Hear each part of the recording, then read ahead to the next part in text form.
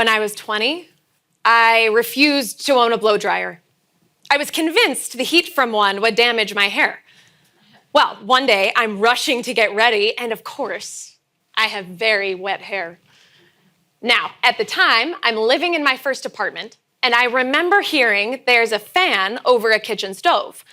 So I stick my head over the stove, turn the fan on high, and think to myself, Lizzie, you are so resourceful. Then I tried to step away, and my head was yanked back because it turns out a stove fan works a little more like a stove vacuum that sucks air in and took my hair with it. So one impromptu haircut later, I bought a blow dryer. I am now a communication coach and work in adult learning at Google. And while my days are filled with conversations about artificial intelligence, I have been finding myself back at the stove fan. See, like a blow dryer to hair, I have been afraid that AI will be harmful for communication. I haven't been letting myself consider that AI can make us better communicators when it's used thoughtfully. And I certainly hadn't considered that resisting it might cause more harm. AI, or artificial intelligence, has become the buzzword of our generation. And it really is everywhere. It's the facial recognition in our phones, the autocorrect in our emails. It's the recommended products we start to see conveniently when we have a trip coming up. It's the technology that lets me speak a text message into my watch like I'm a spy in a 90s movie. But let's talk about what artificial intelligence really is. It's a computer making connections from all sorts of different sources to make educated guesses. Computers learn the same way we do, through exposure, analysis, and information organization. Let's use fans as an example. Through exposure, we have learned that a fan can be this. But we have also learned that a fan can be this. But thanks to analysis and information organization, when we hear someone talking about a Taylor Swift fan, we picture something like this, not this. AI works the same way to understand the nuances of what something is and isn't. Generative AI is a subset of the AI universe. If AI is your personal shopper, generative AI is your personal designer and seamstress. Generative AI tools learn from emails sent, social media content posted, speeches published, movies, books, and art uploaded, and then they make something new. So when someone goes to a generative AI tool like ChatGPT or Google Gemini, and they type, "Help me write a 2-minute elevator pitch," the system might ask a couple questions, but then it churns out a brand new draft. The part of me that has been working in tech for the better part of the last decade thinks, this is pretty cool.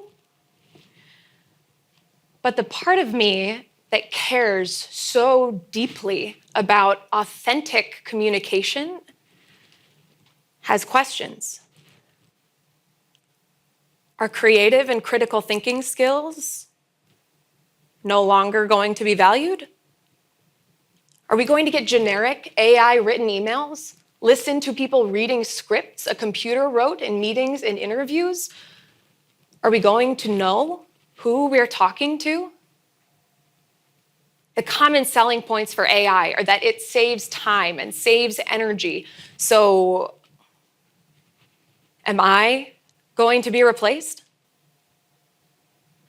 At the start of 2024, only 10% of Americans were more excited than concerned about AI because of questions like these. But I also work with international PhD students at Northwestern who are building their clarity and confidence in English. And I always ask, What's challenging you in conversations? One of my students said to me, Lizzie, I can always tell when people are pretending to understand me. And another student said, Lizzie, I feel like people don't know me because I don't have a lot of words. And there I was with this feeling like my hair was stuck in the fan again. Native English speakers have an average vocabulary of 25 to 30,000 words. Non-native speakers have an average vocabulary of 2 to 3,000, to say nothing of the pronunciation and social communication differences between cultures. I have been so reluctant to use generative AI and have cautioned others from using it too when preparing for presentations or writing emails. But as I talked with these students about feeling muted and overlooked, everything started to shift into focus. The word communication comes from the Latin word communicare, which means to share. That's why we write and speak and gather. We want to share our ideas and stories. We want people to know us, to care about us. We want people to know we care about them. I earned my master's degree in speech and language therapy because I believe clear and confident communication is critical for our ability to connect with and learn from each other. And if connection is what's at stake, shouldn't we be using every tool possible to help? A few years ago, I worked with a team at Google that was using AI to help people with motor speech disorders caused by anything from a traumatic brain injury to a degenerative brain condition.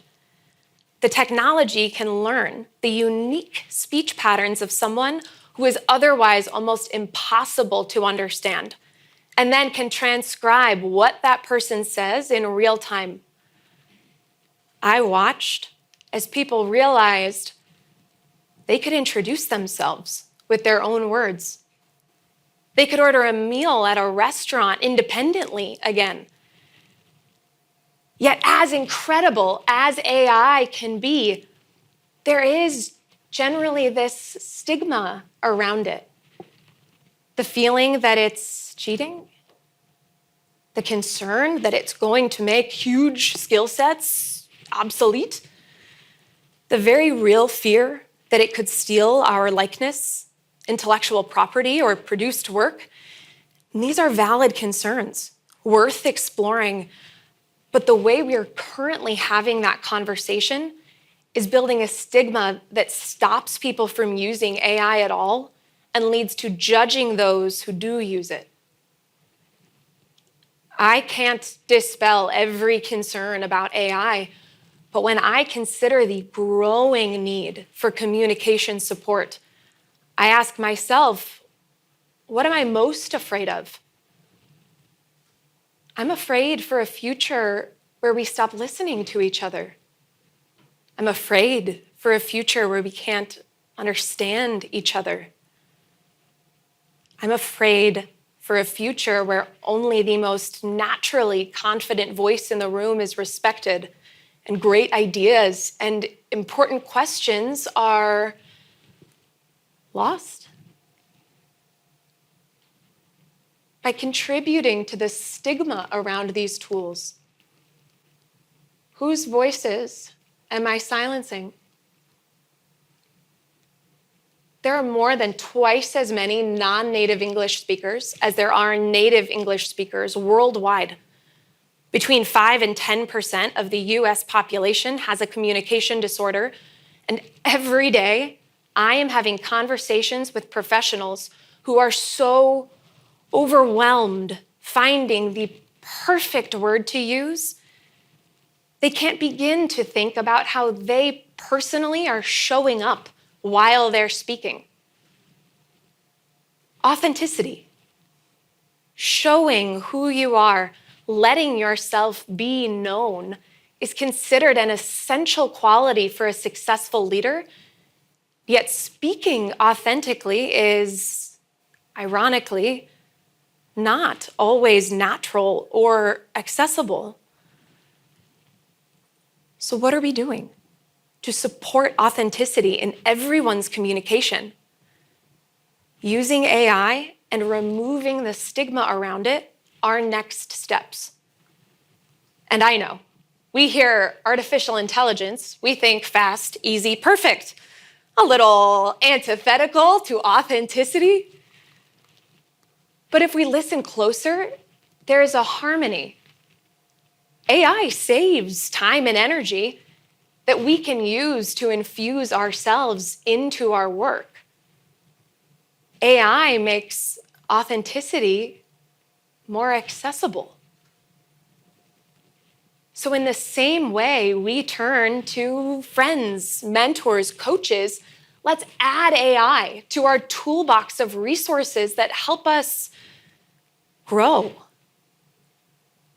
In preparing for this talk, I used an AI-powered tool that recorded me speaking. It transcribed what I said and counted the words I was overusing. It showed me where my voice was impacting my clarity. It helped me understand how I am understood. There are so many AI-powered tools we can learn from. And really, this isn't new. From kindergarten art class to business school marketing courses, we have grown up learning from examples. These tools just make the examples easier to access. It always has been and always will be up to us to decide how we use them. And we have to remember that for as good as it is, AI's biggest limitation is that it's not human. I put a draft of this talk into Google's Gemini and asked it to rephrase to see what ideas it might inspire. It helped me come up with a nice title. And it showed me the parts that were redundant and unclear, but it couldn't quote my students. And it certainly couldn't have guessed that someone would try to turn a kitchen appliance into a hair salon. AI can't replace us, but it can help who we uniquely are be known. The future is now. And I used a blow dryer this morning. It adds volume. AI can add volume too to our voices if we let it. Thank you.